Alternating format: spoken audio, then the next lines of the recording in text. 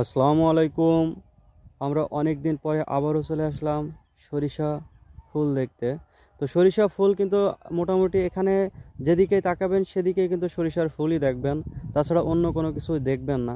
যেহেতু ধানি জমির পরে এই সরিষা কিন্তু পরিপূর্ণ মাঠে আবাদ করা হয়। তো আমি আর আমার ফ্রেন্ড কিন্তু ইতিমধ্যে এখানে আসছি। চলেন আমার ফ্রেন্ডের সাথে একটু কথা বলে। আসসালামু আলাইকুম বন্ধু। ওয়ালাইকুম আসসালাম বন্ধু, কেমন আছো?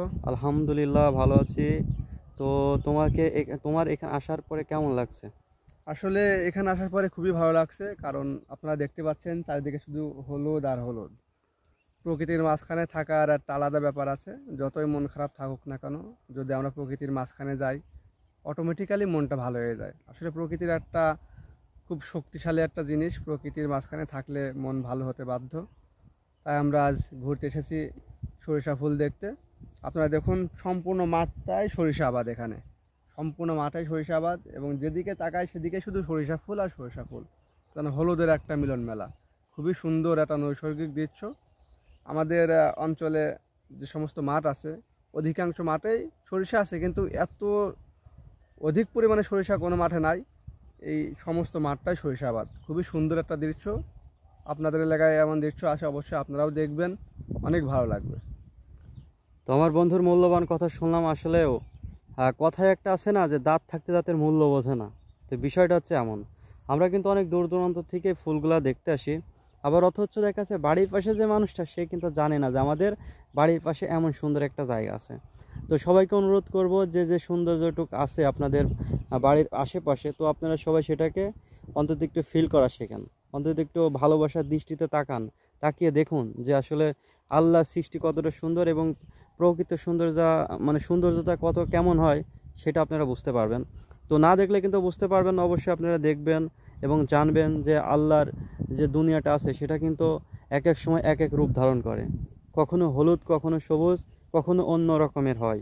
তো এই এই সৌন্দর্য কিন্তু দেখলে আমরা ভাবতে পারি যে আল্লাহ কত মহান, এবং তার সৃষ্টির কিন্তু কোনো তুলনা নেই। তো আমার বন্ধু কিন্তু সকাল থেকে আমার এখানে আছে আজকে, যেহেতু অনেকদিন দেখা হয় না বন্ধু। তো তোমার মন মাইন্ড কেমন আজকের দিনটা? আসলে আজকের দিনটা সত্যিই খুব সুন্দর। আজকের দিনটা স্মরণীয় হয়ে থাকবে সারা জীবন।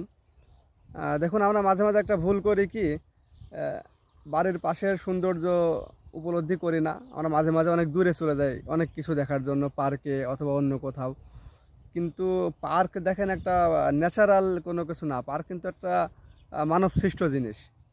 সেখানে গেলে অতটা আনন্দ পাওয়া যায় না, কিন্তু তবুও মানুষ যায় টাকা পয়সা খরচ করে। কিন্তু দেখেন, প্রাকৃতিক একটা যে সৌন্দর্য, আল্লাহর যে একটা সৃষ্টি, সেই প্রকৃতি একটা এত সৌন্দর্য, এত সুন্দর করে সাজানো, যেখানে গেলে আসলেই ভালো লাগে।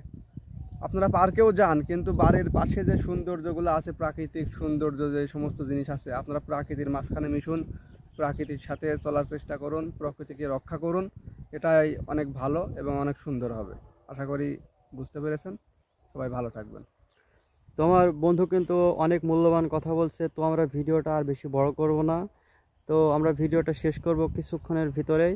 তো আপনারা সবাই ভালো থাকবেন, সুস্থ থাকবেন, এবং সবার জন্য দোয়া করবেন, যে যেখানে আছে যেন সবাই ভালো থাকে, সুস্থ থাকে। তো আসসালামু আলাইকুম, সবাই ভালো থাকবেন।